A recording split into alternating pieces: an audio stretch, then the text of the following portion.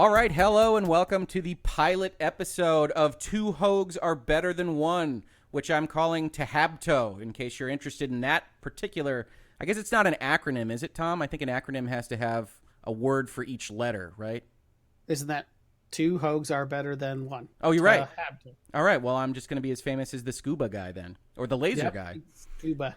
But that other voice on this episode is my brother, Tom Hoeg. I think you have heard me reference him working in the video game industry on various videos in virtual reality. I talked a little bit about Bungie separating from Activision and some other stuff where, because Tom works at Activision, I'm going to let him tell you about his affiliations himself.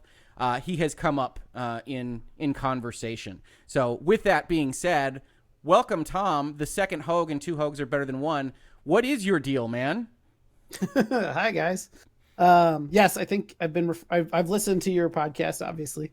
And I believe I'm just generally referred to as my brother or someone I know. Mm-hmm. And occasionally, in respect of Anthem, the group of friends that were having trouble in the beta. Group of friends, I believe, was just me. Yep. No, I think there was another person. I can't remember. No, there's another Anthem person. Yep. Well, one.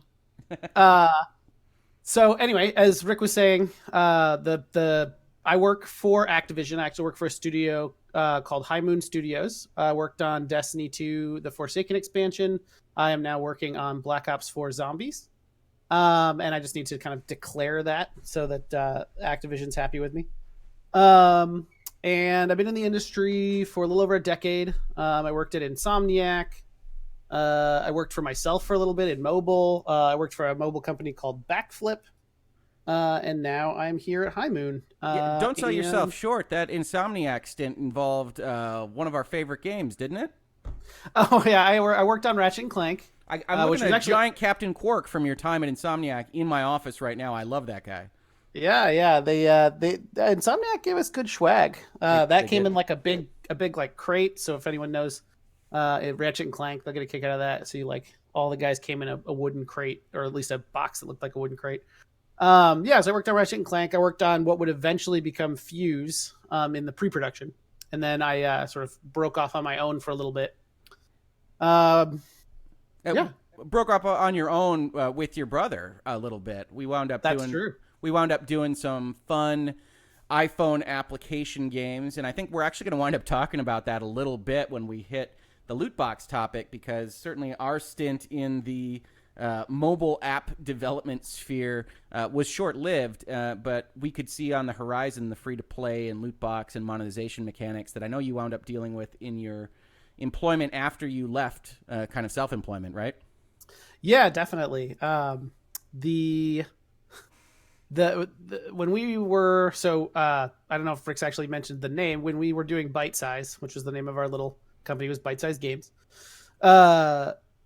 We were right at the cusp, or like right at the kind of transition over to free to play. When we had sort of come up with the company, the idea was to release these really cheap sort of arcade experiences like Doodle Jump and things that were in the 99-cent range and had been pretty successful previously on the App Store, but free to play was becoming kind of the dominant model.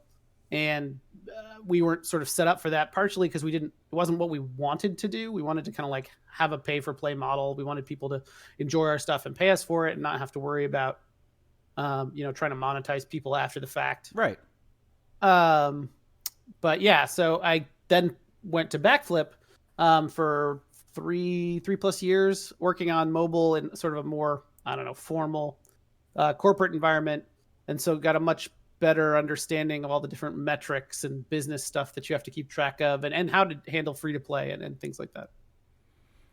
Right, absolutely. And one of the reasons we didn't want to do that, if I recall correctly, is that we could see some of the writing on the wall for what are maybe not our favorite business models in selling these games, and we definitely didn't want to do that. I remember pretty specifically essentially writing for the app development description for the Labyrinth at bare minimum, that we wouldn't have extra DLC, we wouldn't have that kind of extra pay-to-play content. Is that right? If I remember correctly, Little Labyrinths actually did have some later releases. We had we had an expansion because we had a Song of Slime and Fire because I love puns. And honestly, A Song of Slime and Fire might have been a better name for the final episode of Game of Thrones. We'll get to that as well.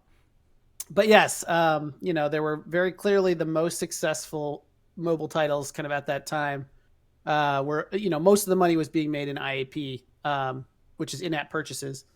And that was very clear. Like, the data was already there to support it, and it's only gotten more. The divide's only become larger. There are still premium apps that get made. I play them and really like them, but I don't know how they sort of maintain themselves, because they're not making the money as far as I can tell. Now, before we start getting into the meat of the episode here, is there anything else that Bobby Kotick has demanded that you say to people that are listening to you on a podcast so that you don't get in trouble with Activision or with Call of Duty or Treyarch or High Moon or anyone else? Nope. I specifically just have to say that I'm an employee of Activision. These are my opinions, not theirs. Sure. Of course. I would not have confused your opinions for Bobby Kotick's, but that's fine. I did hear a funny story. I was up at corporate just the other week. I was part of a innovation competition we were doing. And the person who was touring us around corporate and just kind of showing us said that he had basically nearly knocked Bobby Kotick over while he was kind of coming around a stairwell. Okay, so accidentally. Yeah, he was accidentally just. It's an important part of the story. Yeah, no, this was not aggressive. Bobby Kotick's coming down the stairs. He's coming around the corner, and he knocked him down, or almost knocked him down. And Bobby Kotick's response was basically just "I like your hustle," and then he kept going. There you go. I thought that was a funny story. Reclusive billionaire hangs around Activision headquarters. No, I think it's been great, and yeah, absolutely. Obviously, we're going to talk about a lot of stuff that impacts the video game industry. We're going to talk about a lot of video games. The basic notion of two Hoegs are better than one is that my brother and I have been talking about this stuff for our entire lives. And whereas I went off and did corporate law, and what he would tell you is absolutely boring and he can't believe anybody actually watches virtual legality. I always love him, but that's mostly what he says to me.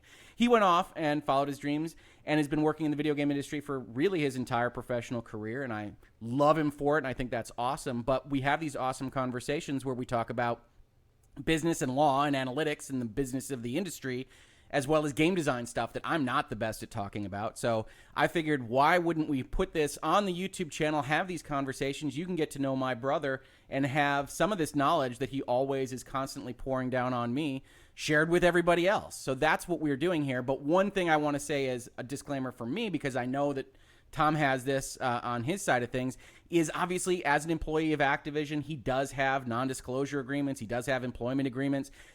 We're not going to basically talk about Call of Duty questions because it skirts a little too close to the sun on what he can talk about in a public environment. So we're not going to ask him about that. Obviously, it's a big game. Some news came out about the next Call of Duty on Kotaku. I highly recommend checking that out. But I'm not going to be asking Tom about it. So you're not going to get any kind of extra insight from Tom on that kind of thing. Outside of that, it's really kind of no holds barred. We're going to talk about all sorts of different stuff within the gaming industry and also just what we're doing in terms of pop culture. We've got one slated here to discuss that's about Game of Thrones and television series that we've enjoyed and endings that we liked and serialization.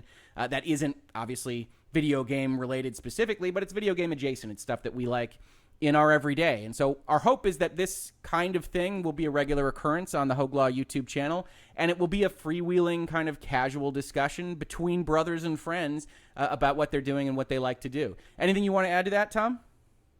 I liked how you teed up the Game of Thrones conversation as endings that we enjoyed. Well, anyway. Anybody that's followed my postmortems knows that I have words with Benioff and Weiss, and I'm very, very frightened of their next Star Wars movie. But when the choices are Rian Johnson and Benioff and Weiss, I don't know. It's like that Alien versus Predator poster, which I always like the tagline of. Lose. Yes, whoever wins, we lose. And that's kind of how it feels in the land of Star Wars right now. But hey, Disney World, that'll be fun.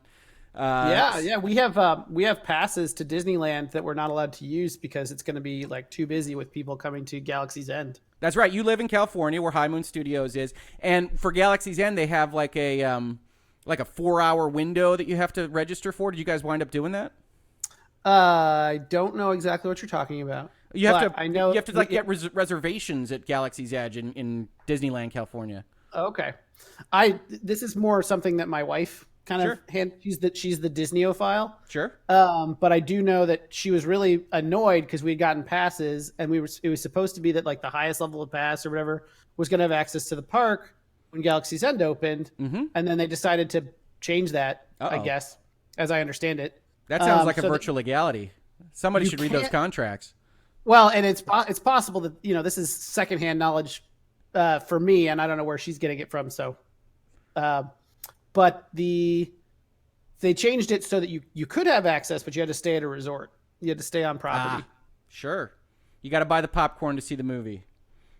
And like staying at a Disney resort's like $1,000 or whatever. So next time on virtual legality, bundling.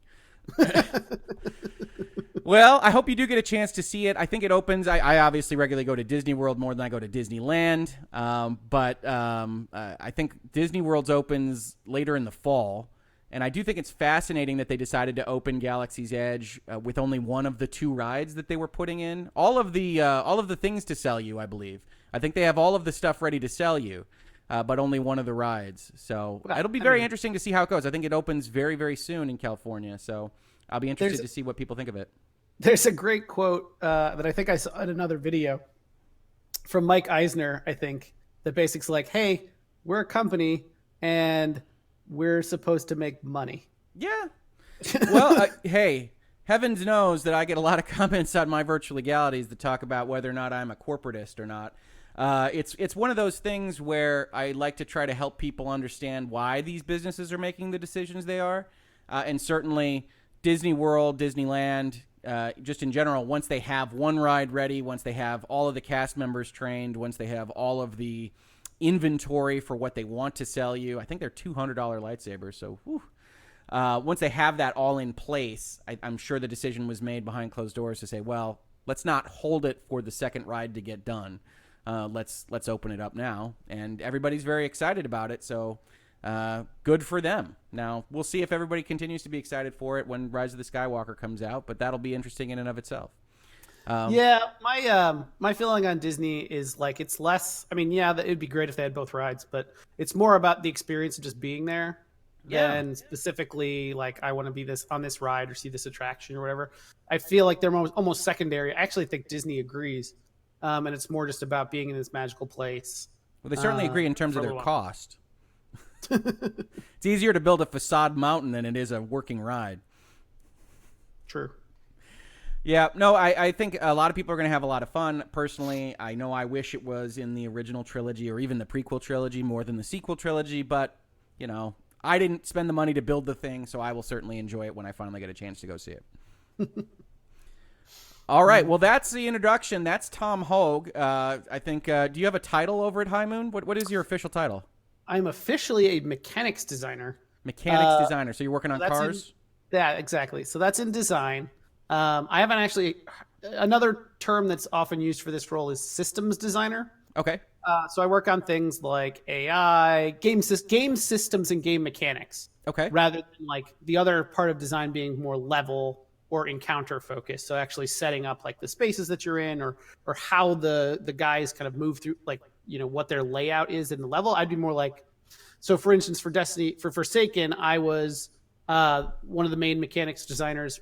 Was the main mechanics designer responsible for the Forsaken combatants, the Scorn. I was helping kind of decide how their behaviors worked, what their powers were, how their AI functioned, things like that. And they were obviously based on the Fallen initially, but we wanted them to be, different and unique and have their own real place in the world. So they have a lot of kind of behaviors and things that they do that are different. So everybody that gets killed by some random Scorn running around, they should call you to blame you. It's funny, actually, Rick, when it first came out, we were talking about Destiny 2, and you could just say me. You're talking to me. It's all right. I know that's going to have an audience, but it's all right. Is that what I'm supposed to do? I don't know if I'm supposed to. It's whatever you're comfortable with. Honestly, it's however you want to frame it. Addressing it to the audience, like, okay, so Rick said this thing to me. Well, when you said you were cursing me when you get the Scorn and Gambit, I did. That made me laugh, and I saw that was like mirrored like a number of different places across the internet, which made me laugh. Also, See, I know I have a lot of people that love Destiny 2 that follow this channel. So please leave the comments complaining about how the Scorn interact in Gambit for my brother. He would love to hear them because he knows how much people get upset when the Drifter throws up the Scorn symbol at you. I kind of do, and it makes me feel good. It does. I think that the Scorn are challenging and different, and I'm proud of that. I'm happy with that. Yep. No, I thought it was very, very cool when I first got a chance to play Forsaken. I was like, hey, my brother made these things that are now killing me completely and totally. So I felt good about it too. Which is actually a great segue to what was going to be our next segment, which is talking about what we're playing right now. So I know I have a few things that I want to talk about because I have a very divisive game that I absolutely fell in love with that a lot of people seem to hate, but another significant chunk seem to love, which I want to talk about. But what are you playing, Tom? I am all over the place right now. So in terms of the most recent kind of release or thing that I'm into right now, it's probably Total War 3 Kingdoms. Now that's Total War is the strategy game with the strategy map, but you also have real-time battles that use like flanking and things, right? Yeah, it's kind of one of the progenitors of the what do they call it? Grand strategy game, I think.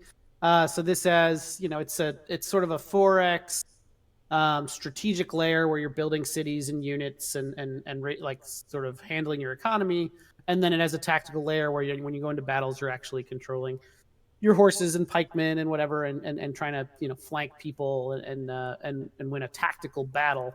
And Three Kingdoms is like the Romance of the Three Kingdoms era. Yeah, so it's based in the Romance of the Three Kingdoms era. It's I want to say like 200 CE. Okay. China.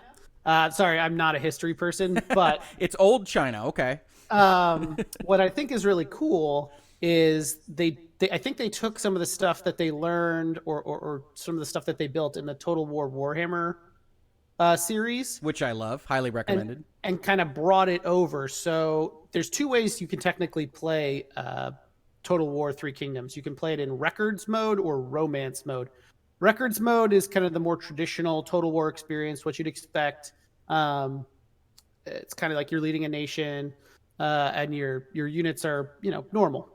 Romance is the kind of hero units, the leaders, the Lubus, and I think Chow Chow is technically the way I'm supposed to pronounce it. Okay. At least the game tells me. I know these guys from Dynasty Warriors. I'm not exactly. So they're larger than life characters. So like your guy can just run into like an army and kill like 100 guys. Yep. Okay. He's like they're these legendary sort of demigods. Okay. And so that's really cool. And so like the first battle that I did, there was like a duel between the two generals while a battle was going on in the background, which was really cool. So yeah, it's sort of like this more character-driven, fantastic view of it, which is really cool. I think it's really interesting. And also what ends up happening there is they've got like some Crusader Kings 2 sort of character drama going on where, oh, you killed my brother, so now I hate you. And nice. that unfolds in certain ways. And that's really neat. It's not like the crazy simulation level of Crusader Kings 2, but there's definitely some interesting things there where like the generals for your armies have to be people that and they may not like each other. They may have backgrounds that somehow affect them. It's really cool. That sounds really cool. One of the things I really like about the Total War series is how each one kind of goes off on its own and does something different. Like my first Total War game that I really enjoyed, I think, was Rome. That might have been their first Total War game. I don't actually know. No, there were Total War games before that. I think Shogun is the first one. Oh, right. Total War, but Rome, and then I think the first Medieval actually precedes Rome, but I'm not positive. Yeah. Okay. Rome was the first one that I really got into as well, and I partially I think that's at least the way that I feel about it is. I think the fidelity got good enough that I understood the tactics better. I didn't really understand, and I was younger also, but like in Shogun and even in the earlier games, I wouldn't know why I lost. Like, oh, did I pair those? Like, what did I do incorrectly? But then in Rome, like if you had a cavalry charge a pikeman line, those cavalry would just get like thrown as they kind of like hit against the pikemen. And that was like, oh, I see kind of what's happening here. And I didn't really have any context for any of this stuff when I originally got into these. And also Shogun, I specifically remember had like, you've got 10,000, like a bunch of different melee units. Like how does a warrior monk compare to like a two-handed sword guy compared to a normal militia? Like,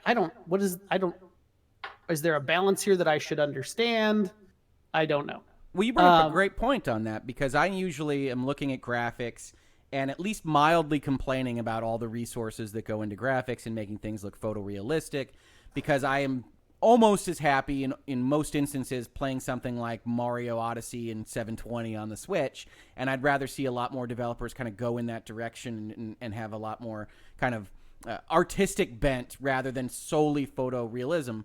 But you bring up a great point in terms of how design works, which is, yeah, it's not photorealism, but the way they can put their units on the screen and actually give you the visual feedback for how your strategy is working is better just because of the extra CPU and GPU processes than it was when they started out in Shogun. And that's not something I had thought about. Yeah. I think Rome might have been the first time they had 3D units. I think Shoguns were definitely 2D sprites that kind of moved into 3D space. I think Medieval 1 was as well, but I'm not positive. But yeah, that's the first time I remember kind of really getting it. And kind of going with what you were saying, if you look around the internet, like one of the compliments that they've made for Total War Three Kingdoms, I want to call it Romance of the Three Kingdoms, and it's not, is that it runs really well on like not super high end hardware. Nice. They definitely kind of like, I think, took a step back in terms of how much they're trying to put on there, and also it's stylistic. The campaign map at least has kind of like a watercolor shader that they're throwing on it. Oh, great. Yeah, that's what I remember from like Shogun, is them having that kind of Japanese tapestry look. Yeah, so I think that I think that at least for this, the idea was try to build potentially a wider audience by removing, bringing that down, and not to mention, making it cheaper for them to produce. And you're playing that on Steam? Yes, I'm playing on Steam. So Epic didn't buy that one exclusively? I can never remember what they've bought at this point. No. No, that one's on Steam. I don't even think I can get it on the Epic Store. Well, that's fantastic. I'm glad that you're having fun with that. The next game that I know that you and I are both playing that I wanted to talk to you about is Rage 2. Sure. Now, I don't know if you wound up having a big connection with Rage 1. I know that I barely remembered it. It was available on Game Pass for a short period of time while I had Game Pass, and so I wound up playing it a little bit. And the intro's great. The first little bit is great. And then it's just really brown and really not much is there. Is that your same experience with Rage 1? Give or take. The biggest thing I remember about Rage 1 was it's relatively old, PlayStation 3 era. Yeah, it's the older generation. Yeah, absolutely. And it looked good and ran at 60 frames per second on the console. Mega textures, yeah. Yeah, which was kind of unheard of. So I remember that. I do remember wing sticks being just kind of a cool thing. And that's about it. I definitely didn't finish it. I didn't play it that much. But I do remember it. Yeah, so we're not bringing anything to the party in terms of a long and unabided love of the Rage franchise as we sit down to play Rage 2. Are there people that did bring that? I always say that every movie, every book, every TV show is somebody's favorite. Like, they just caught them at the right time. It happened during a tumultuous time in their life, and this was the only game that they had available to them. Whatever it is, every single thing on Earth is somebody's favorite. Somebody's favorite movie is The Last Jedi. Somebody's favorite television episode is the finale of Game of Thrones. I know. And so I think somebody really loves Rage and was really excited about Rage 2. The interesting thing about Rage 2 to me is that, at least in my mind, it's not falling in the same game design bucket as Rage 1. I know I chatted with you a little bit about this before, but I liken Rage 2 to the Red Faction Guerrillas of the world, these very kind of open-ended games that basically say, hey, there's a bad dude to take out, and here's an open world with some stuff, and you can do whatever you want, and you can progress however you like, and if you make enough bars fill up far enough, then you can go and take on the end boss. And that kind of leads to a shallow narrative experience, but where I think Rage 2 makes up for it is in two areas. One, the moment-to-moment gameplay. We've talked about Bungie having their famous 30 seconds of fun loop, and I think Rage 2, while you're playing it involved in gunfights and having those battles, has that kind of great fun loop. But also the progression. I really like that you can choose how to upgrade your character's health and damage and everything else that you would expect, and then also to the tiny minutia of how powerful your various skills and weapons are and what kind of perks they get. And so you wind up progressing in many, many different ways and having a completely different experience for me than you might have playing Rage 2 for the same kind of 5-hour period. And I really like that, but I can certainly understand why it might not gel for some people because narratively it's kind of inert. Yeah, I mean, that's definitely true. It's funny. I got the Red Faction Guerrilla vibe myself. I don't know if that's just because it's such a brown, like reddish brown environment. And the car that you're in, that you start in, is like very similar to some of the cars from that game. Also, the kind of open world itself feels kind of empty, kind of bare bones. You're just moving between hubs or important spots, and there's not much in the middle. But yeah, definitely the moment to moment, the gunplay feels really good. Feels really solid. It's fun to kind of like once you start getting a few different weapons, a few different powers, to really start chaining those together in interesting ways. So yeah, I watched a couple of video reviews before I bought Rage 2, and I think their verdicts were generally like mid to bad. Yeah, There's just not much here, but like all of them were like the gunplay's great, the action's really solid. I'm like, well, I think I can get enough out of that. And if the stuff stitching it together is not that strong, that's fine. And I think that's what it is. Yeah, I mean, it feels like the most recent Doom, which I want to put a year on it. We can talk about games being named the same thing. 2016? Yeah, yes. So I'm a little bit sick of saying things like Doom 2016 and God of War 2018 and maybe some other game that I promised you I wouldn't ask you about being 2019. But in any event, I think that it's Doom in an open world. And yeah, the time between battles in the open world maybe isn't as compelling as it should be.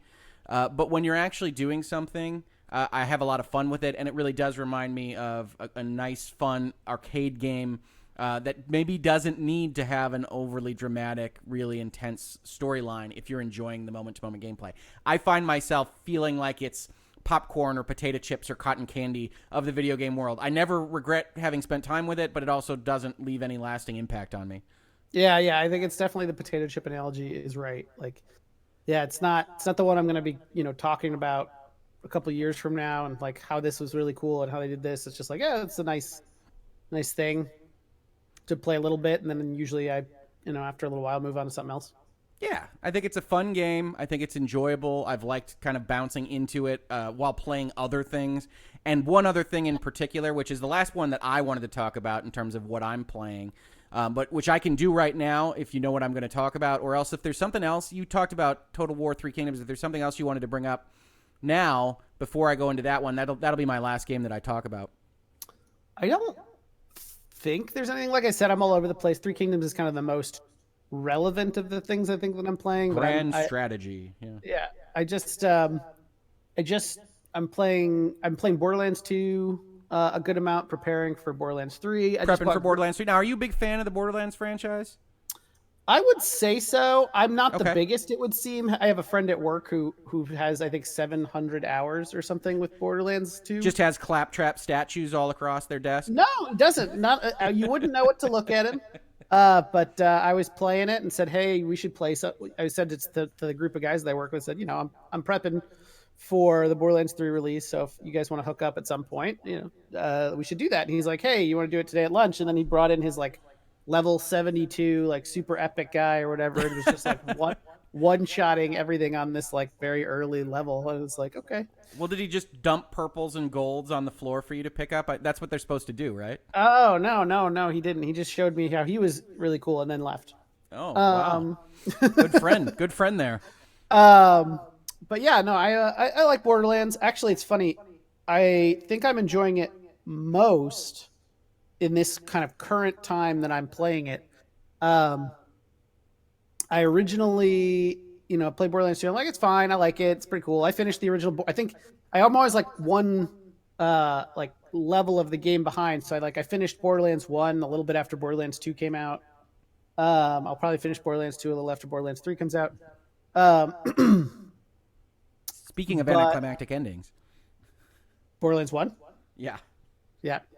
Well, the intro to Borderlands 2 sort of teases that. Yeah, it does.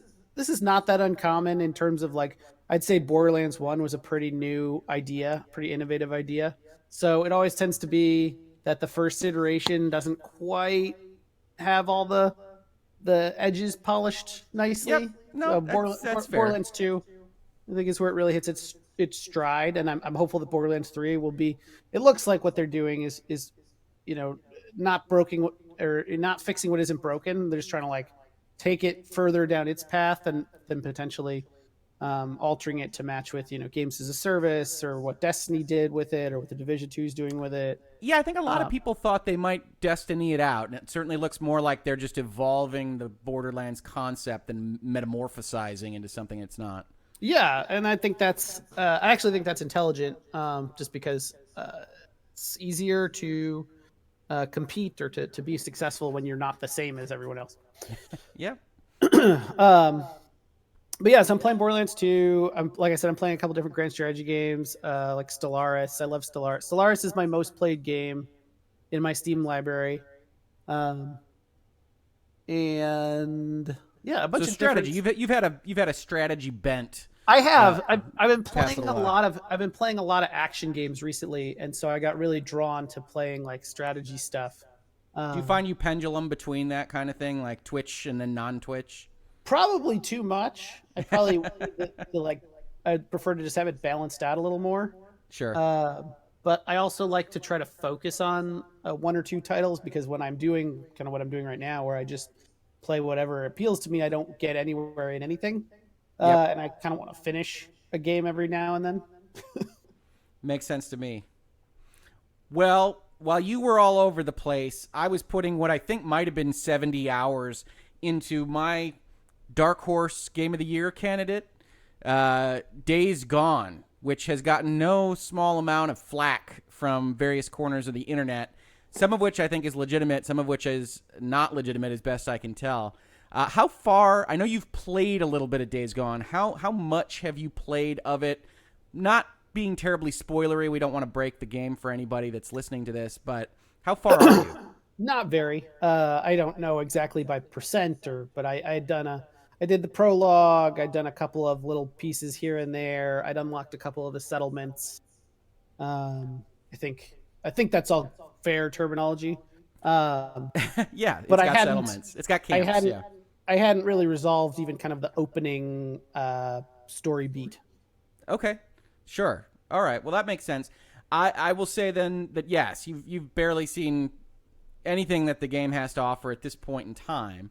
And I think that one of the reasons that it wound up getting a little bit of flack from the critical side of things, the reviewer outlets for video games, is that it does feel very much the DNA of The Last of Us.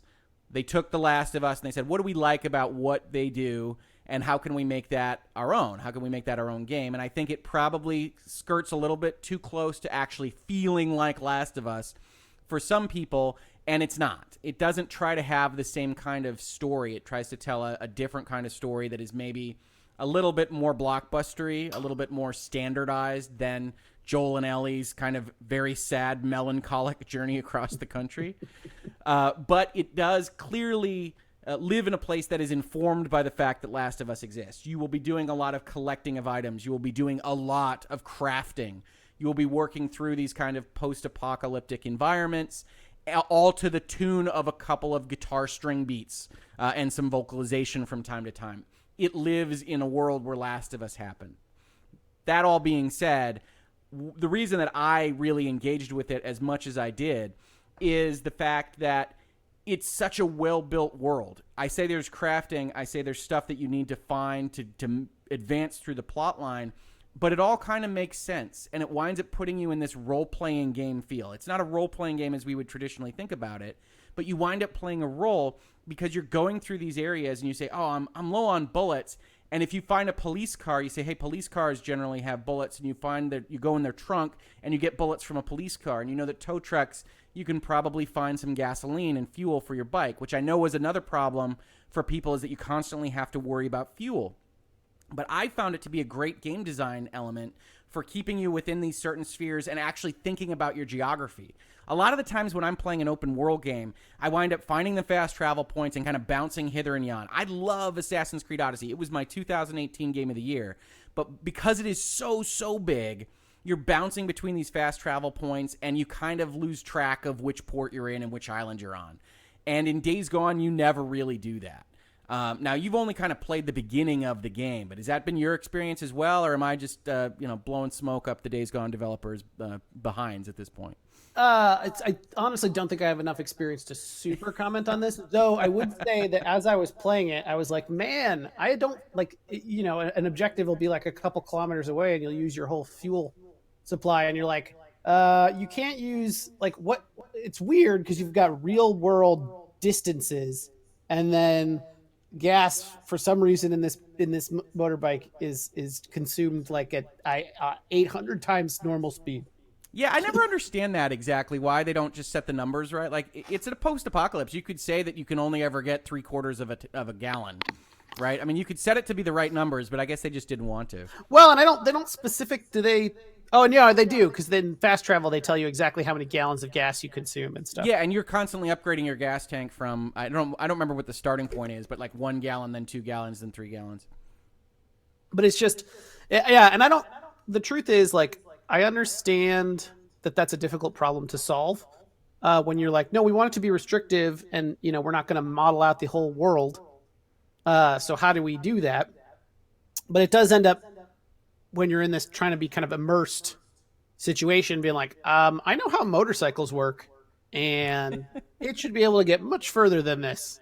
Yeah, well, you're not wrong, I guess. But yeah, I mean, to me, I like it, and I figured you would like it as a game designer for what it's doing, which is setting you in these little spheres of having to pay attention to where you are and where you can get to, and really giving you this bond with your motorbike and improving it. Because when you get a bigger gas tank, it feels fantastic. And one of the things I really liked about the game, and I wound up talking online with people that didn't like it as much as I did about this to a significant extent, was I really liked that how much you loved your motorbike. I think one of the most brilliant things they do in this game is that the motorbike is where you save. It's your Stop saying motorbike. Stop saying motorbike. What should I call it? It's a motorcycle. Okay. Or so chopper? he doesn't take the lift or it's an elevator, and he's on a motorcycle. Motorbike. No. Hey. Motorbike. When I think motorbike, I think like motocross. Okay. Well, you can get some pretty good air in some of the places in Days Gone, but that's fair. It's motorcycle, I really love that you wind up saving there. It's where your extra ammo is. It's constantly there, and one of the things I compared it to was your horse in Red Dead Redemption. And I never really felt bonded to those things because I wound up losing them, and maybe that's because I'm not very good at that game. But in this case, in Days Gone, you're constantly repairing your bike, you're constantly refilling your bike, you're constantly improving your bike, and it is where you save. It's where you can get the quick save. You're always cognizant of where you left it because it's where you have to run to if a horde comes after you. And to me, that really, really works from a game design element. And again, I guess you haven't interfaced with it enough, but I really like that little beat, and maybe you can tell me why it's terrible or why you like it as well. Wait, so specifically just the concept of the motorcycle, like as a thing? I like the motorcycle. The real thing I wanted to get at was I like that it's this roving save point and it's this little bubble of safety while you're out in this hostile world. And I can't think of a game, and maybe you can, that had a similar kind of mechanic where you're riding along with your save point, and if you lose track of that, you get really out there in the wild and then have a problem. No, not specifically. I hadn't thought about it as sort of this mobile base kind of idea, but I think it does, at least in what limited time I've spent with it. It does. Yeah, all you have to do is play the game for 70 hours, and you'll feel it. And you'll get that real attachment. And then, well, that's good. I'm fond of any game that can sort of achieve that in terms of some level of attachment or Yeah, solely with emotional. mechanics. I figured that's what you would really appreciate, is that the motorbike doesn't have a lot of dialogue, but as a mechanic, it gives you this feeling. And I know that you feel this way too. I've always really loved that, especially in board games where you can achieve emotions or logic or narrative with just a couple of interfacing rules. Like you can only save if you're near your motorbike and things like that. You're back to motorbike. Yeah, I can't help it. It's a motorbike to me, all right? I'm not going to say Deacon St. John very much. So, any event, I really do love the game, and one of the things that really surprised me about it was how much I enjoyed the characters, and that a lot of people really derided. It's very easy on the internet, and I know you know this, to take clips of things out of context and then make fun of them. The internet's very keen on making fun of things, and there are some clips you can take out of Days Gone, just like you can take out of anything that you can make fun of. But the characters really worked for me. I was really invested in their plot lines, and really for the first time in I don't know how long playing video games, I was very concerned about their fates in the middle to end part of the game, and that was a surprise because I'm not usually like that with my video game characters, and that was really nice. Anything that can elicit emotion, I absolutely love, and that I think everybody should love. If it can elicit an emotion from you, even if somebody else thinks it's trash, love it. Life's too short. Love it with all your heart. And for me, that's Days Gone. And I think I mentioned when I started talking about this game that there were things that I think are fair. I know a number of reviewers came up against technical issues. I didn't come up against technical issues. I played it over the course of about a month. And really, almost every single time I went to turn it on, there was one or two new gigantic patches. So my feeling on this was that they were fixing the game in front of me as I went along. And I really do feel bad for those people that had to deal with crashes to desktop or lost bikes. Or anything else that was happening to them. Yeah, I mean, you really lose a lot of goodwill if you've got sort of a serious bug that happens, of course. And it's unfortunate that, you know, sometimes you got to hit a release date and you don't get the stuff done. So as most people are pretty aware, anything that's got a physical release, which I assume Days Gone did. Absolutely. And I think even, you know, things that are purely digital have, like, you give them the code a good bit before it actually gets to anybody, to people. And so it's baked into your schedule that you're going to be fixing the game. Like, you're still going to be doing bug fixes and stuff there. And that's why day one patches are such a big thing. Now, because you've got 6 weeks usually between when you finished the game and when the game's going to be delivered to people to fix things. And, you know, that list of improvements and fixes on a game you're working on is endless. There's always more that you want to do. So that's when you start getting the chance to really start hitting these things that you've wanted to hit, you know, the whole time. And in this case, it sounds like their list, you know, went beyond that 6 weeks. And that's just what you can achieve. And I tend to applaud developers. It's funny. One of the games I just started replaying right now is No Man's Sky. You know, a favored internet villain. No Man's Sky, my favorite Polish video game. That they have invested a great deal in kind of trying to pay off for the people that believed in them.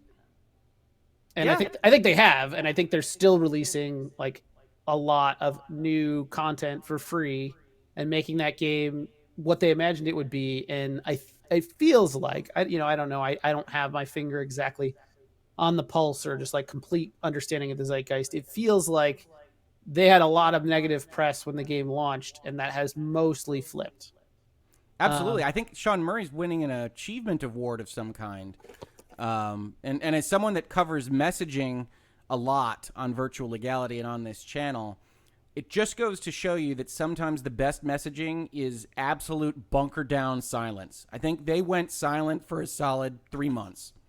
Yeah, I wonder if that is the best messaging, or if one of pure, like, if an apologetic or accountable position might have been sufficient to say, look, we know that this isn't, like, they started out with bad messaging, with Sean Murray literally lying about certain things, and then went silent. And I don't know if the next response is potentially hey, look, we know this isn't what people expected it to be. We're dedicated to making it that, and that's what we're doing. And then you can go radio silent. Maybe you just like, and we're not going to do any updates until we have something to update you on.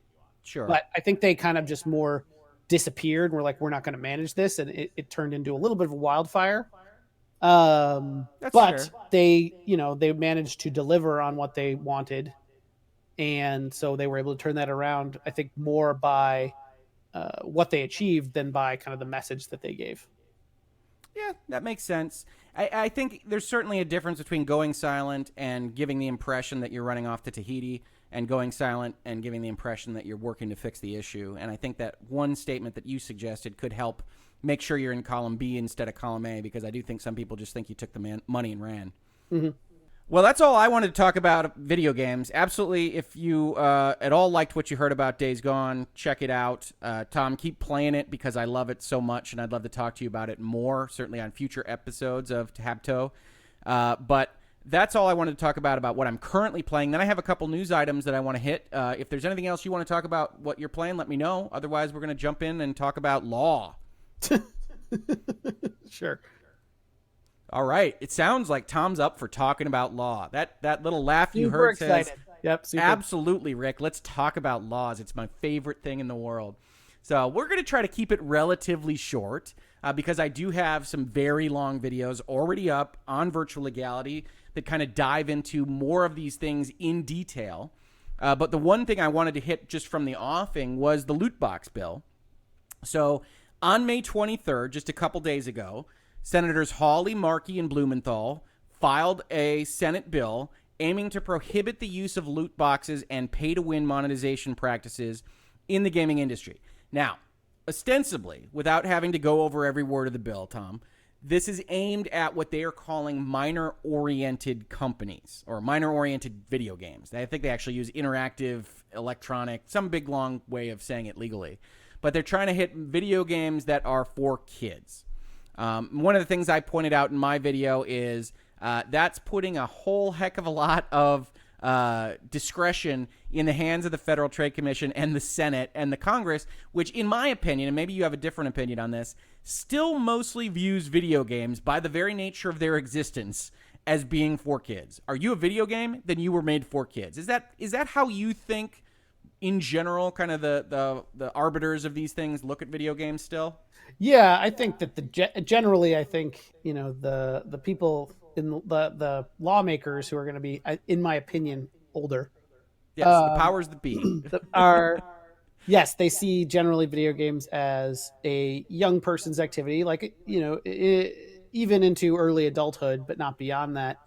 And certainly, the only thing I think you can do to sort of buck that a little bit is like, well, if you look at a game that's like pretty violent, at the very least, you're like, yeah, this is not made for this is not for the kids. But they think the expectation is that that's for, teenage boys and young college boys, not adults. And so I think generally, yes, video games get lumped into the, this is for kids, especially if you're saying that a kid is basically anyone who's not, anyone who's a minor. Yes, their threshold is under 18 in the bill. So if that changes your analysis at all. One of the things that they do that I complain about in my video, please do check it out on Virtual Legality, is that they wound up taking a set of regulations that were designed to identify things that were aimed at kids that were under the age of 13 and just taking them, plucking them out, and grafting them to discuss what is minor-oriented video games. For kids that are under 18, those rules that they plucked out were for the entire internet. So they say things like, do you have animated characters? What is the subject matter of your website? In this case, it was for websites on the internet. And I talk in my video at length about how it's not a good idea. It's not useful to take rules that were made for an entirely different purpose and graft them on in this way. But one of the ones that absolutely jumps out is 99% of video games are going to use animated characters, regardless of whether you're severing that person's limb or not. And so I see that as a significant problem with just kind of enacting this thing and making sure that it's only aimed at minor-oriented video games. But I think at the end of the day, it's not really designed. That's what they're doing to give them cover. They want to say it's for the kids because they don't want kids to be dealing with purchases that they shouldn't have to deal with. And I think most of us can agree it's a worthwhile position. But by making it as broad as they did, they've wrapped up all this other stuff, and it's very difficult to tell where Mortal Kombat ends and Uncharted begins and things like that. So I don't know whether you have feelings separate on kind of trying to identify games that are aimed at kids. One thing that I heard online was maybe you limit it to things that are under M, but the problem I have with that from my point of view is you've almost kind of criminalized liking things that are cute. And I do worry that potentially that runs along demographic lines in a way that's not terribly good, where you essentially aren't allowed to have loot boxes, even if you're an adult, if something is cutesy, because you like cute things. You know, you can like Ratchet and Clank and be near 40 years old. I know I do. Again, I'm looking at my Captain Quark. But Ratchet and Clank would not be something that could have loot boxes or pay-to-win mechanics because it appeals to kids. And so I do think that winds up hitting a more broad audience than you want to hit, even if you can wind up agreeing with the overall concept, which I think you and I are basically on the same page. We don't love loot boxes or microtransactions that kind of alter the content in the video game. Am I giving your position enough correct words there? I'd have to really examine my position on loot boxes. Haven't given this a ton of thought? That's fine. No, I think the truth is actually I've given it a ton of thought, just never formalized like this is exactly how I feel about these. Sure. I do think so. It's funny the made for kids thing. You know, it reminds me of this concept. Well, it's like you said, you were talking about animated characters, and so that makes me think about anime. Anime very clearly not targeted at children primarily. Don't watch Berserk with your kids. Yeah, plenty of anime not intended for children, but entirely 2D hand quote unquote hand animated drawings. Yeah. And so that leaves people confused. The definition animated character is literally super flawed, since there's nothing in a video game that's not an animated character unless you're playing an FMV game. I was going to say Tim Curry would like to object. Right. His depiction in Red Alert. But everything else in there, no matter how sophisticated, no matter if it's based on, Ellen Page's face or whatever, it's still an animated character by default. That was a good Beyond Two Souls reference there, buddy. And I suppose Sarah or Ellie for. Whoa, that's not her face. That was a whole thing. Whoa. I know, that's what I'm saying. In Last of Us, didn't Ellen Page sue because she's like, that person looks too much like me? I actually don't remember how that wound up. I think she mentioned that she didn't love it, and maybe she sent a letter. I don't think there was a lawsuit, but I think her face did change. Ellie's face did change away from Ellen Page at some point in development. Yeah, and what's funny is I don't think that was probably not intentional in any way. I think that the Ellie name didn't help. That did not help. True. I think, when you're a concept artist or a character artist or someone who's trying to make this character, you have to start somewhere. You're not making a face out of the ether. Sure. You're using, people you've seen, just general, even if you're not doing it consciously, like your brain is like, I have to make a face. And so it starts pulling from what it knows. And so I think that was sort of an unintentional thing. And I think you see that a lot. I can't remember. I was playing another game recently and I was like, that character looks exactly like Pete Davidson. Somebody else. Yeah. And I'm like, I'm certain that they did not model this after him or whatever, but that could be him as a wizard. Sure. And so anyway, that's totally off topic, talking about likenesses and whatnot. I think I could describe this as a freewheeling podcast. Yeah, but I can't. I have to try to remember what my original point was. Sure, you were making a point about animated characters being flawed because even if they're based off of real people, they're animated in a video. Right, and it's very clear that animated characters is by no means a definition for children. Anime proves that. I don't know if you've watched any of the Netflix series Love, Death, and Robots. Those are all computer animated. Shorts that are they're kind of anime. Oh, they're not. I guess they're not all computer animated. There's one that's 2D. There's a couple that are 2D, but it doesn't matter. They're very mature. They involve sex and violence and discussions of humanity and all these things. It's very clearly not for kids, but very animated. Fair enough. Well, I mean, it reminds me of one of the things I always joke about is that how many mature video games are immature in their depictions of these things anyway. But I don't know that mature is that the M rating is a good kind of proxy for this anyway because of that. So I think you're exactly right. obviously it's a tricky thing to define. I think while we're analyzing this particular bill, they utterly failed to do it. But outside of that, I mean, how do you feel about loot boxes and microtransactions in console games, especially? The mobile games are all, they live in that framework, so this would destroy their ecosystem. But I think the people that watch Virtual Legality and have talked to me about these things, they tend to think about console games a little bit more. And so when you say, can Overwatch, which has a giant cartoon gorilla, can it have loot boxes? I don't love loot boxes. How do you feel about them in general before we even talk about the legality of the thing? That's a good question. So I have to answer it from two directions. Sure. Because as a developer, I kind of understand them in terms of I suspect you've had a monetization meeting or two in your time. I've wanted to make this chart, and I'm sure it exists somewhere on the internet, but I want to make my own, which is basically just like the price of video games versus the cost of video games. The price of video games in my lifetime has gone down, and that's not even accounting for inflation. And the cost to create them has exponentially increased. Like just insane amounts. So, but if a developer came out or a publisher came out and said, look, we don't want to do microtransactions, so this next Call of Duty, let's say, it's going to be $100. People would like lose their minds, just like completely lose them. Be like, look, we have to make a call. You've said you don't want microtransactions. You don't like the incremental spend. So this is what it costs to deliver you, all the content.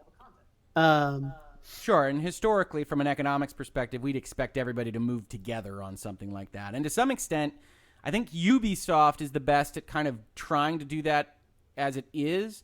They bundle their DLC, but they have almost every game that they release has a $100 package that includes the season of DLC, which sometimes is a good value and sometimes isn't. But you essentially buy the $100 version of the game if you think you're really going to like it. I know I bought the $100 Assassin's Creed Odyssey. Yeah, so I mean, I kind of understand it as a monetization channel. It's not my favorite. Obviously, I think the biggest appeal there is it's successful. It's not. I don't think anyone is doing it because they're like, we feel really good about this, and this is a really good experience that we really like. It's just an effective one. So I don't know how to feel about that. I have mixed feelings because here's the problem I have with loot boxes, or really a lot of free to play mechanics and monetization and things like that, is these kind of things. If it's like an expansion pack or something, I literally have no problem with that model. I think that model's great. It has proven to be not as effective, I think, and that's the problem. Especially in a multiplayer game where suddenly expansions can cause your environment, your community become splintered between the people who have it and don't, and then after a few map expansions, packs and things. After a few expansions, now you've got like 9 splinters. Yeah. And so that ends up being a real problem. So you said, all right, well, we need content to keep the game relevant, so we're going to keep making those, and we need to make money off of them somehow. So now you're like, all right, well, we'll add content to the loot box, and then we'll sell loot box alongside the same map pack or whatever. And that's what I think you see happening. I think one of my major issues with sort of free-to-play mechanics or free-to-play monetization, like loot boxes in particular, is they're predicated on this concept of whales. Basically that, 1% of your players are going to fund your game because they're spending basically all the money. And in order for that to, be functional, for that to work, your thing has to kind of, I think, tickle the, I wouldn't say it's, well, I think I was going to say predatory, but I don't want to exactly say that, but like it sort of tickles the brain in a way that is at least arguable, like in terms of, I mean, we've got a lot of products and things that we let people do, alcohol, smoking, whatever it is, gambling, that, we've deemed are okay. Now we're talking about, this is the whole aimed at children thing, and we start to, well, we keep children out of those parts. So, maybe that's the idea here. Sure. But is there something here that is at least arguably, and I know we're going to talk about like addictive or compulsive or something like that? Yeah, I'm fairly certain that there is. That it can work with an addictive or compulsive personality in a way that is problematic. Yeah, I mean, I think I think that some people have spent money on loot boxes in a sort of unreasonable or unintelligent way. I do not think all the people that are your whales can actually afford to be whales. Yeah, so I think you bring up a great point, which is that there are people that can be susceptible to these kinds of things. You probably saw that the World Health Organization just declared that gaming addiction is a disease that they're going to recognize. And I wanted to talk to you a little bit about that. I think that dovetails with the loot box concept, the microtransaction concept. I think one area that people get confused about, and maybe the World Health Organization gets confused about as well, is whether or not somebody just playing games for a long period of time is addicted to them. And I don't think that's what they're trying to get at. I think they're trying to get at more of what you're talking about, which I think you mentioned is people that buy loot boxes, buy these microtransactions, get involved in these video games when they really can't afford to do so. Like when you hear people talk about problem drinking or gambling or anything else in our society, one of the things you wind up talking about is it affecting negatively your other life, your livelihood as in general. And so I think gaming maybe could do something along those lines as much as anything else. I think if you can be addicted to video games, I think you can be addicted to television or movies or anything else. It's just the nature of becoming so in love with whatever this other thing is doing for you that you neglect the other aspects of your life. And so I do think there are concerns about these things, but I'm not sure that legislation is the best way to handle it. Yeah, and I don't know. I mean, the World Health Organization identifying a disorder, I don't think is immediately like legislation now is going to follow it. If anything, it would just mean that, or I would hope that it means that I do believe that gaming addiction is probably a thing. I think that basically most pleasurable experiences are naturally addictive. People like feeling good and are generally crave that and will pursue it as much as they can. Now, you got to avoid such controversy on this podcast. People like feeling good. People like feeling good, tend to avoid and tend to avoid feeling bad when they can. And I think that I think in that regard, gaming addiction is a real thing. I feel very confident that it is. I'm fairly certain that I suffer from it to an extent. Where in my past and sometimes in my present, I've played games to the exclusion of other things that I probably should have been doing, whether that's work type stuff like chores around the house or paying bills or things like that, or spending more time on something else. But I don't think that there's one clear metric for like this is addiction, especially something to the effect of like hours played in a sitting or whatever. I think the other thing is, gaming's always been described as addictive. Addictive used to be a buzzword for like if a game was good, it was addictive. Like that's how you said this is a good game, this is a fun thing to do. Sure. I don't think this should. I think it still is. Yeah. So I don't think this should come to anyone as a surprise to anyone. I don't think that gaming now, well, actually, I don't think that gaming generally is built to be addictive, or at least I don't think it used to be. What do you mean by that? I think that certain sort of games as a service, microtransaction, login bonus, like there's a lot of things that I think are being aimed at getting you to play the game compulsively, and that's because in the microtransaction, IAP, loot box era, hours played equals dollars spent in some math somewhere. It didn't used to be that. So you wanted to make sure you offered people a value and that they were happy with what they got. But if ultimately they played it for an hour or they played it till for a year, it didn't make a difference to you as the person who sold it, really. Right, because engagement didn't matter as much. Here, it's like every hour I can get you to play this game maybe means that across, like as a statistical truth, is cents in my pocket. Well, okay, sure. I'm going to figure out every way that I can to make that a thing. And I don't think so I think it's like games are not. I think most games probably are not built to be addictive.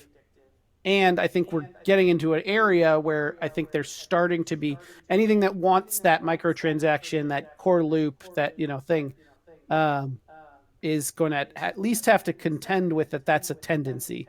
I think you can work against it, but if we start talking about fiduciary duties and things like that, like what is the right thing for you to do? Like the thing that is, healthier for your users, which is what I would try to propose, or the thing that's, more profitable for your investors. And how do you, I don't actually know what the distinction there is in like actual corporate law or structure or anything like that. Well, in corporate governance, you have to try to maximize the return on investment for your investors. But I think what always gets lost in having that piece of the conversation is that it generally doesn't behoove companies to be seen as evil or predatory or exploitative. So they're generally trying to walk a line where you say, yeah, we want to maximize the return on investment, but we also want to look good. We want you to feel good about buying our product, participating in our service. What could CD Projekt Red have charged for its expansions to The Witcher 3? Whatever that number is, they didn't charge it. And why didn't they? One of the reasons is because they are investing in building their goodwill as a company. Electronic Arts is maybe not as interested in that in certain respects. And you see the different ways, all within a kind of ambit of corporate governance that's legal, that you can decide to position your company in different respects. But I think Electronic Arts and their loot box initiative from 2017 is one of the reasons we're having these conversations today, because I do think there's a psychological aspect to it. I tend to speak against legislation. I have an hour-long video on this channel talking about how the fact that the legislation is probably the wrong way to go about things.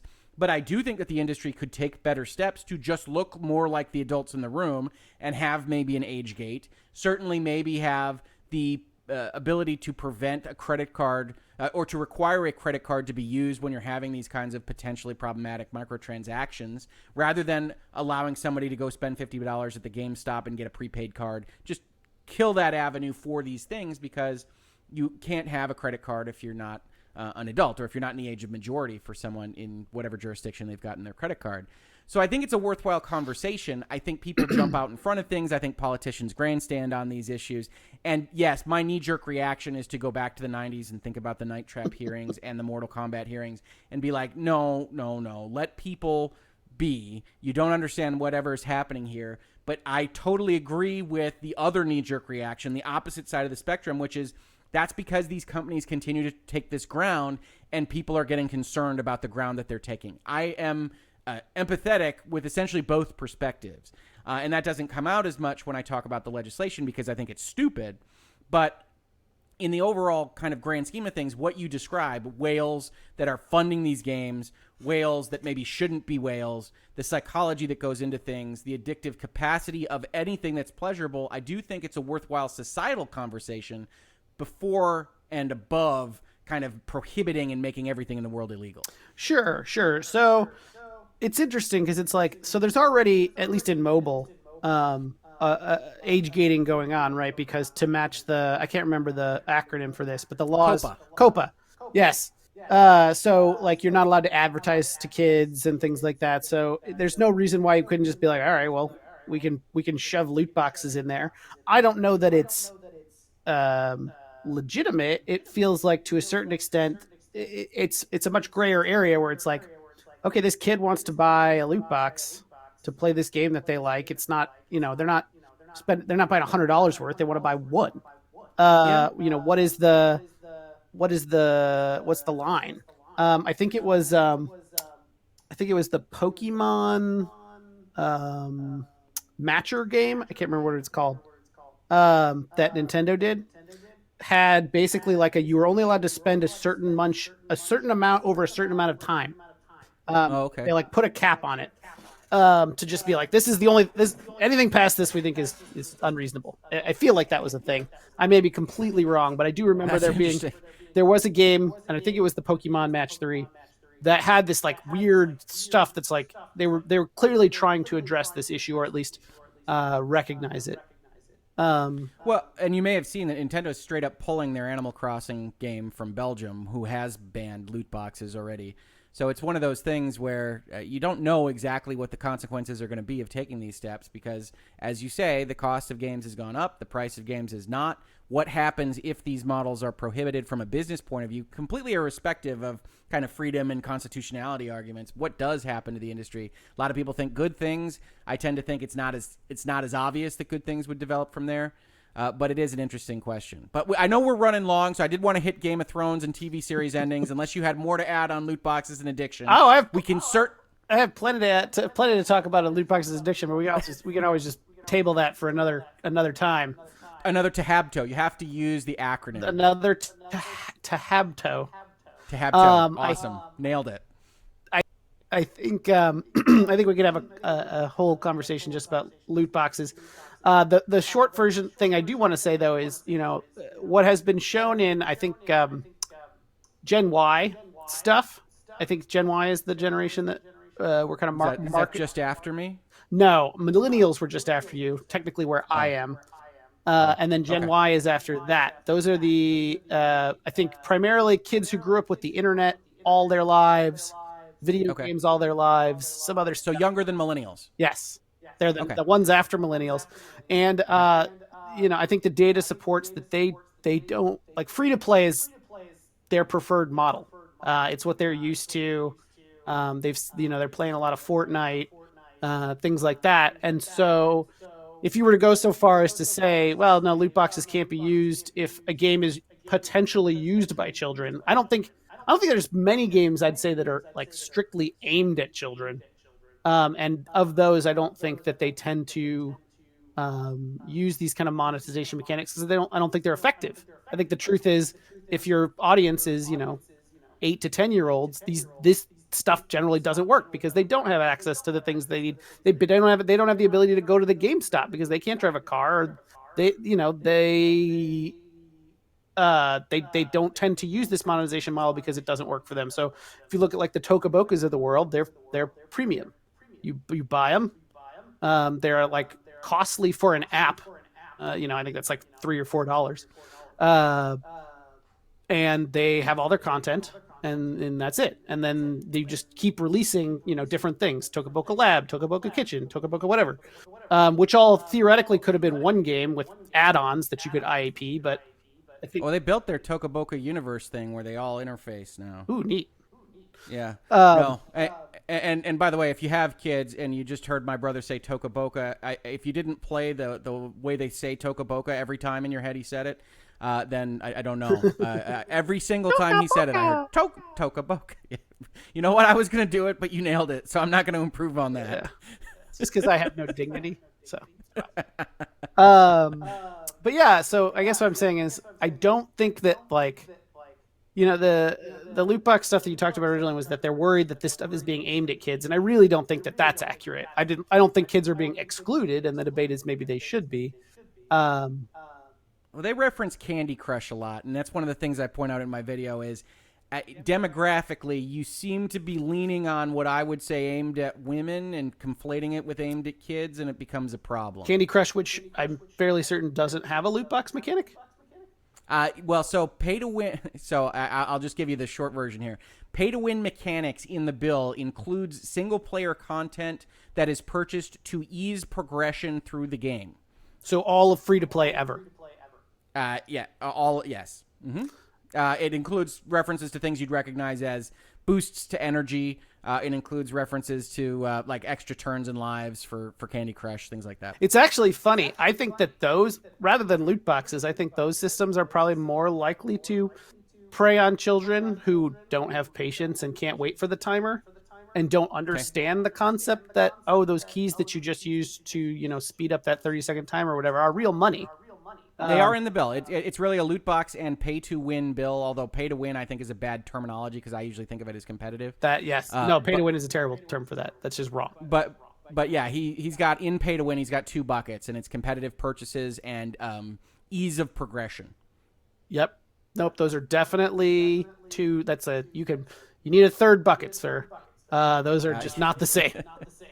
Yeah, I would have called it single player boosting or something like that. Pay for progression, pay for ease, convenience, whatever you want to call it.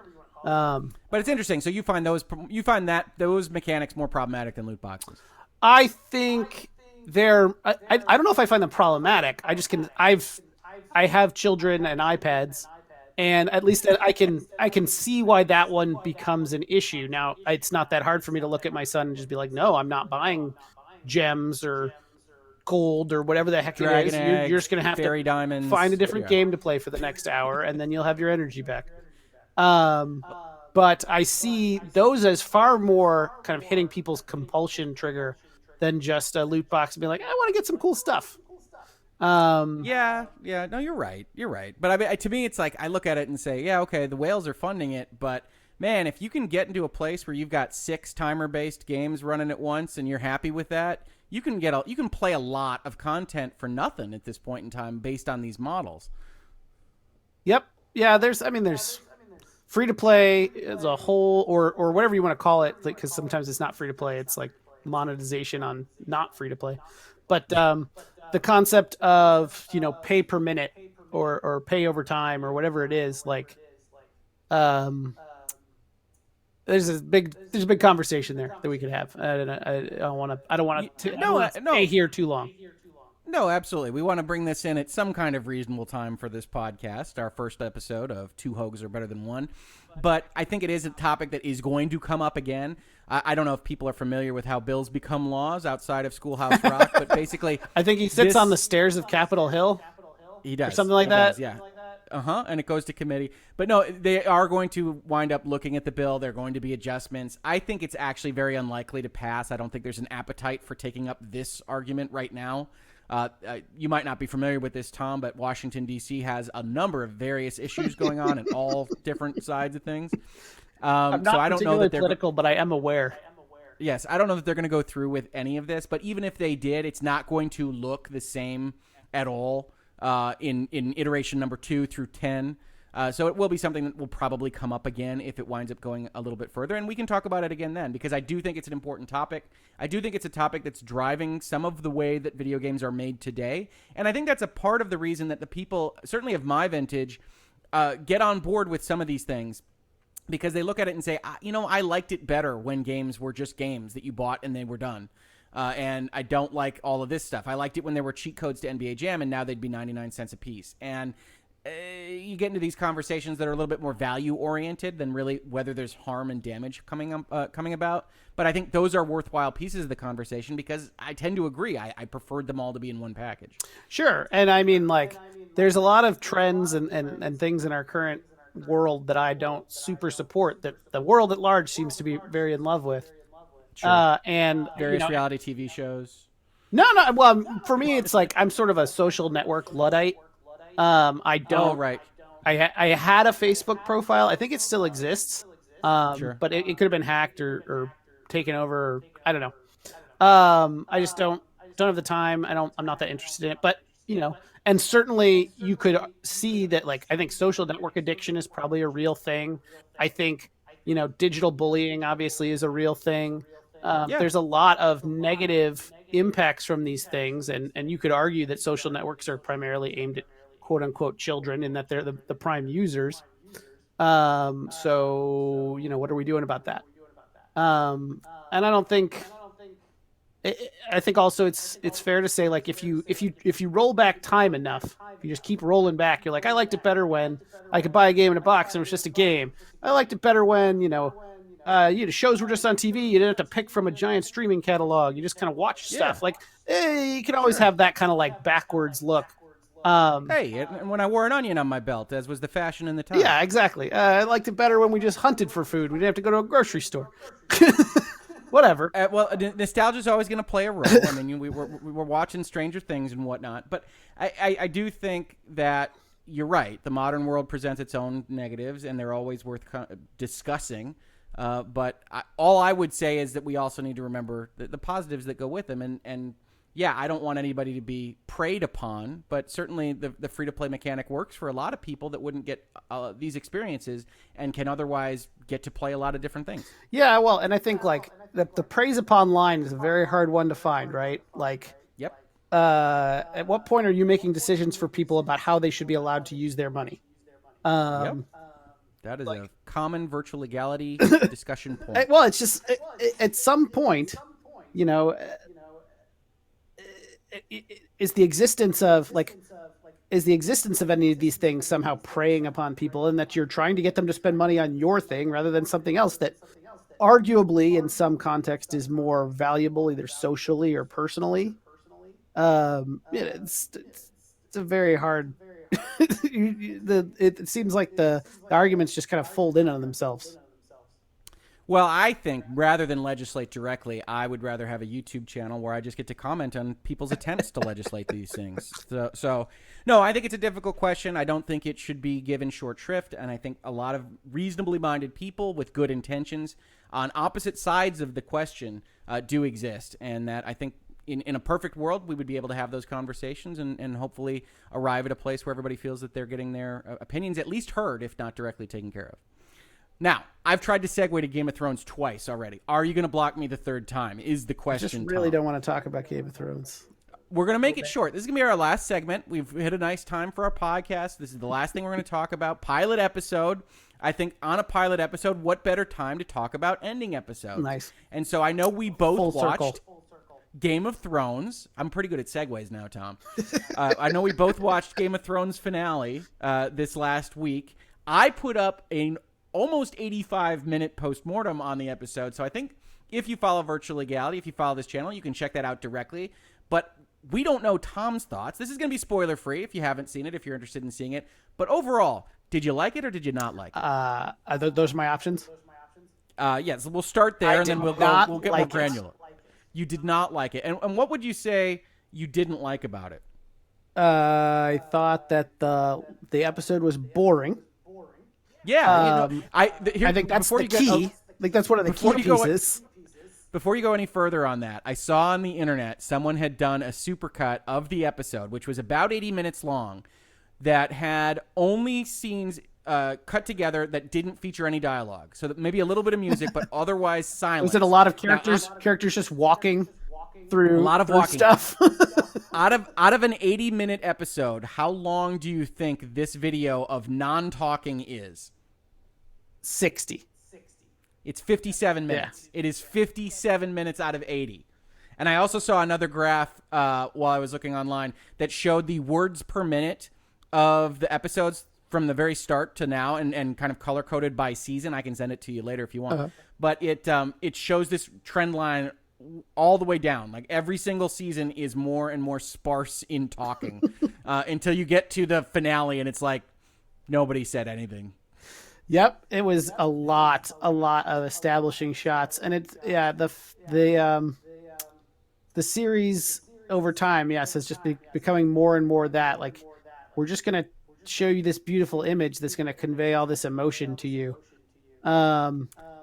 It does, and it has in the past, as long as you're telling me a story with characters that make sense. Right, except at least a good portion of the walking around that happened in the end of this episode, so season 8. Episode 6 was just reiterating the horrible things that we saw in season 8, episode 5. It's like, okay, we get it. Yep, bad stuff happened. Terrible stuff. Well, and they opened the episode with that, so obviously we can't get into too many specifics, but they opened the episode with kind of a reiteration. And I think the count that I did in my postmortem was out of the first 15 minutes, there was about 10 minutes of silent walking. Yep, just silent walking. And it's such a rough thing because it did really start out so high. I know that I went back before the season started and watched a few episodes from earlier seasons. I know family members and friends have watched earlier seasons. The difference in quality is stunning between like seasons first, the first and third seasons, and now. It's absolutely stunning. I don't recommend doing it if you want to not hate the current season or the most recently completed season. But on that topic, I don't know if you saw, but Sophie Turner, who plays Sansa Stark, wound up getting very angry that the internet was so down on this final season. And she wound up saying, so many people worked so hard on this, it's not fair to... She's British, so she said it's not fair to rubbish it, I think, on her motorbike. Sure. So I wound up tweeting that out. Speaking of social media from the earlier segment, follow me at Hoeglaw on Twitter. But I wound up tweeting out various pictures of things that other people worked hard on, and it was Battlefield Earth and Anthem and Lost and things like that. And that merely working hard doesn't make the thing worthy of admiration. And I wanted to talk to you about endings because I did put Lost in there, and a lot of people fought me on it and said it was still a good show. And I think Lost followed almost the exact same curve of Game of Thrones, with kind of being awesome and then not, and then really just kind of having a troublesome finale finish. And Lost is the one that I always pull out for being just kind of disappointing with how it finished. You have a show that you watched that you really loved that you were disappointed with at the end? This is you're leading me so much, because this is one that you and I talk about all the time, which is I adored the show Chuck. Chuck, featuring Zachary Levi, Shazam himself. Yes, featuring Zach Levi and Yvonne Strahovski. Yeah, we'll allow it. It's something like that. It's something like that. You might know her as Miranda from Mass Effect, virtual reality fans. I think she's also, at least in the limited amount of The Handmaid's Tale that I've seen, she's in that.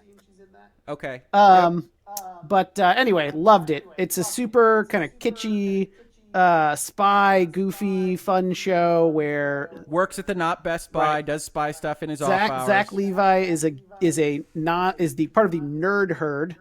The not Geek Squad at the Buy More, which is not the Best Buy, where he's a computer repair tech, and then he gets a computer downloaded into his brain and becomes a spy, sort of.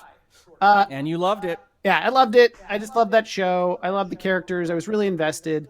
They had their narrative had trouble because I think the show nearly got canceled like 4 times.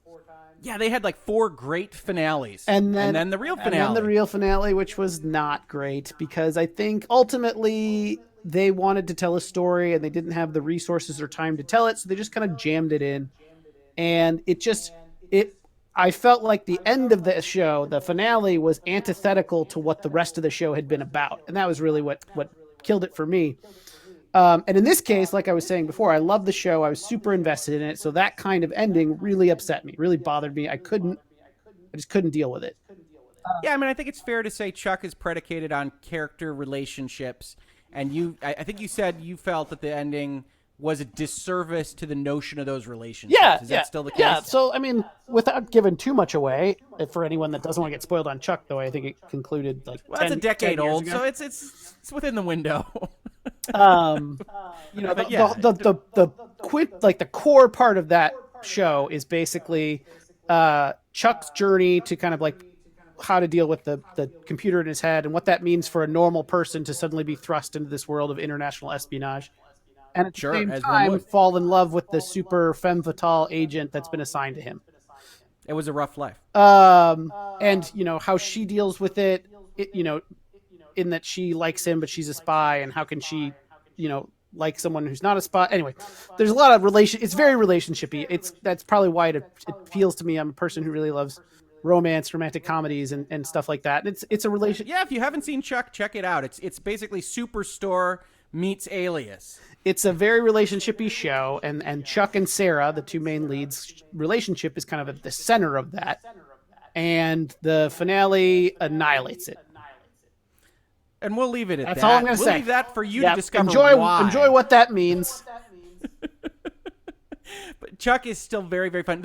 One of the advantages Chuck has to something like Game of Thrones is that while it is serialized, and absolutely these relationships and where they go is serialized, you can still have fun in any given episode of Chuck and not have to kind of imagine where the whole story is going at the end of the day. True. I mean, I think I can. Maybe you can't. I don't know. Yeah. Maybe it broke you. Well, and I don't... No, and I think Chuck... I guess the other piece is like the ending, at least for me, seems so obvious and I like, this is really hard to not spoil talk, but just like, and it feels like they did the exact opposite. Like, oh, Ryan Johnson did. That's what we call that now. Oh, that might just be me. It's like this. There's a very clear direction you go that leaves the series in a great place, and everyone who enjoyed it with a good feeling in their hearts that the series is over. And instead, no, that's not what you did. Yeah. And I think to an extent, I can understand people that felt that way about Game of Thrones. I, for one, was a huge fan of the books before the show came out. I only read the first one, but I was engrossed.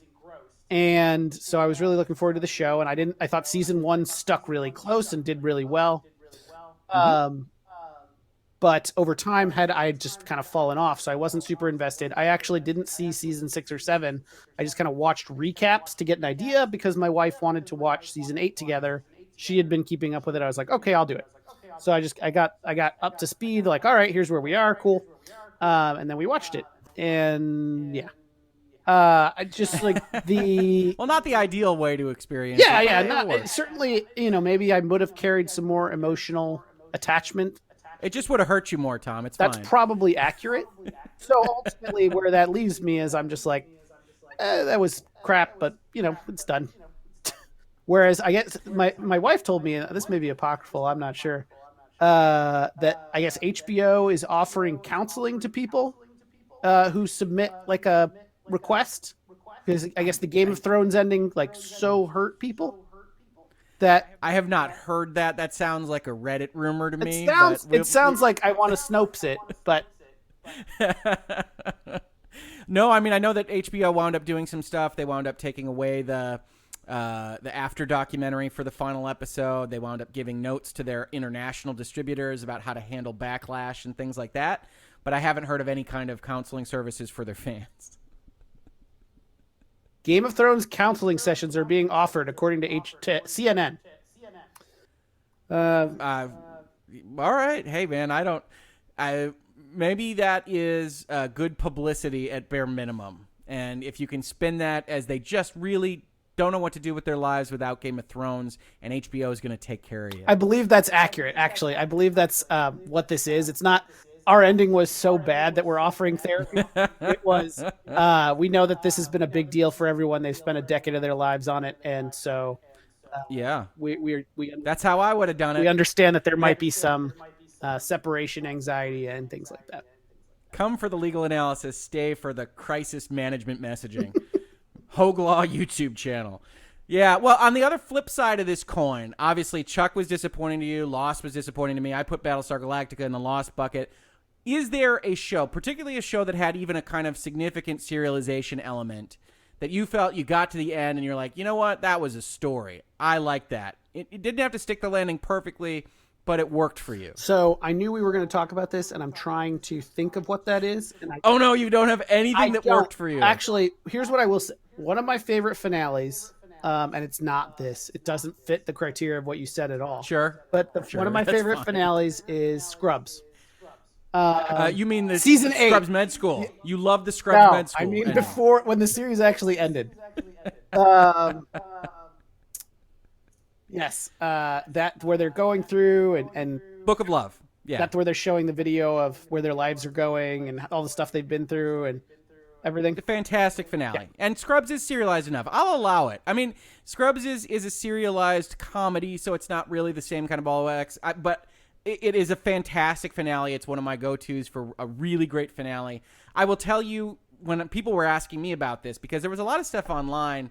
You talked about social media being somewhat toxic, and it is. But whenever something like Game of Thrones finale happens, there's a lot of people that jump on, and there's a lot of people that say, "Oh, you shouldn't be so mean to Game of Thrones." And one of the things that was said about that was, "Can anybody come up with anything that has a good ending that you were satisfied with?" And so I was putting lists together.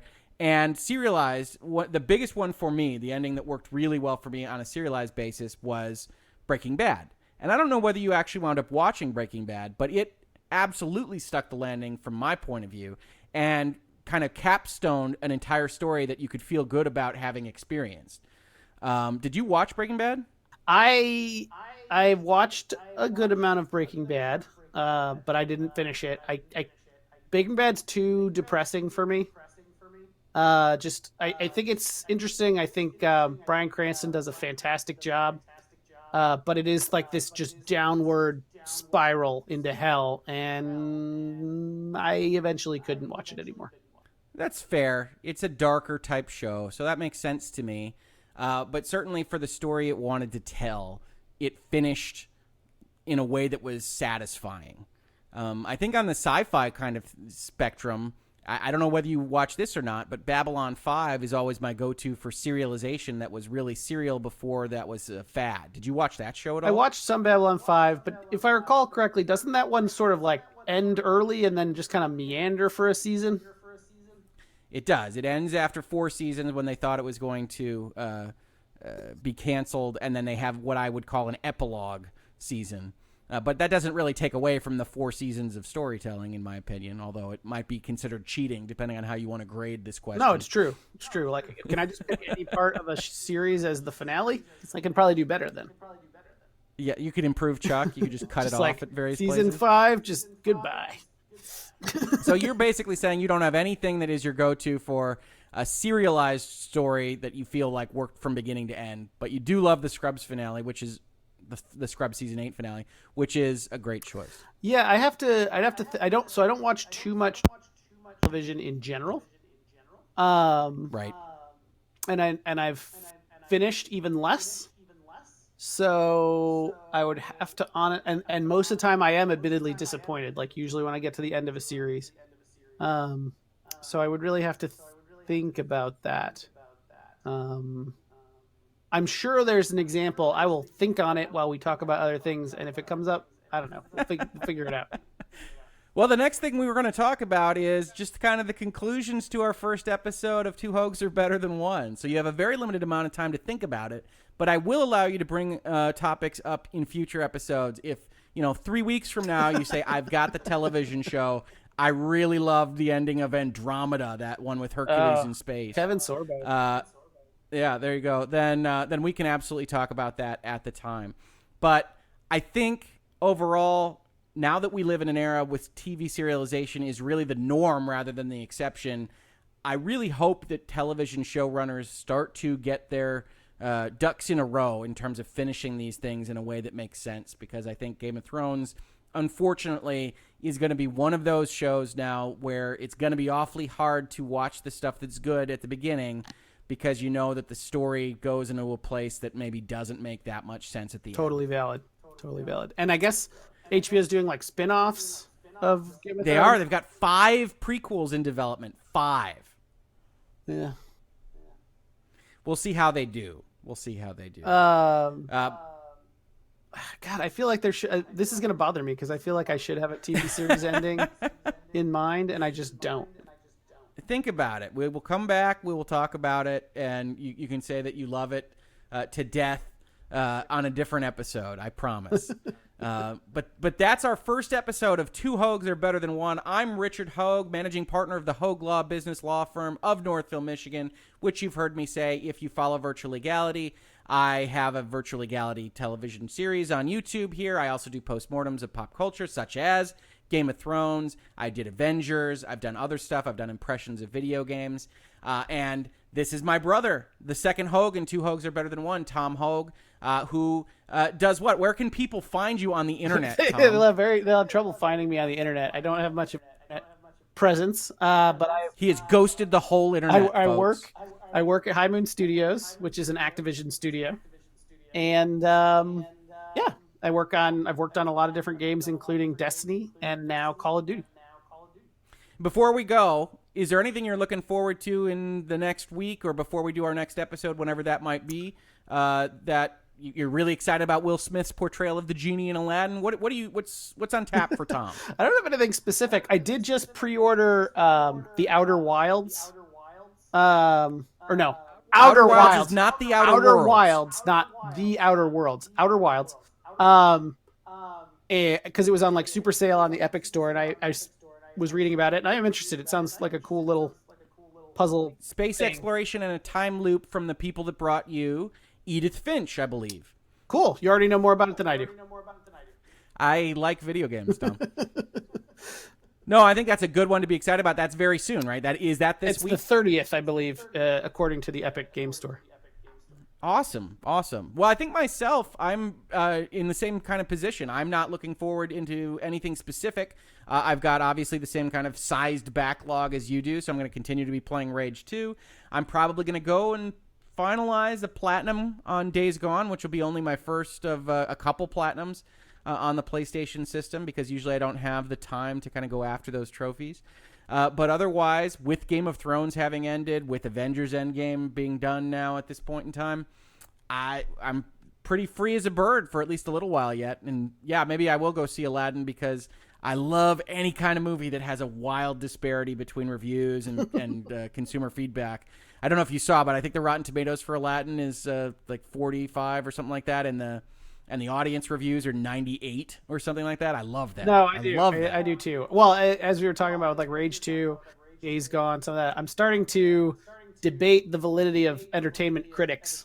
I don't know if it's validity. It's just they're looking for different things than us. That's fair. Sometimes. That's fair. Yes. Sorry, I didn't mean to be that there's invalid. Merely that like what? Well, I don't know. So like movie critics, I kind of understand. Like their pedigree is much more focused on the art form, and what messages are being conveyed and stuff like that. That's not really video game critics. Video game critics are like, is this a fun thing to play that people would like to play? So I don't understand that disparity as much. But I do feel like I've seen games that I've quite enjoyed get hammered more lately, you remember when we were kids, basically a 9 or above on IGN and a 9 or above on GameSpot was just like, just buy it. I'm not even reading that thing. We'd call it double nines. And now I'm like, I got to read the thing and really look at it. And some of my favorite games I think are like 6s. I think Days Gone is the lowest rated Sony exclusive of the generation, and I think it might be my favorite. So, you never know.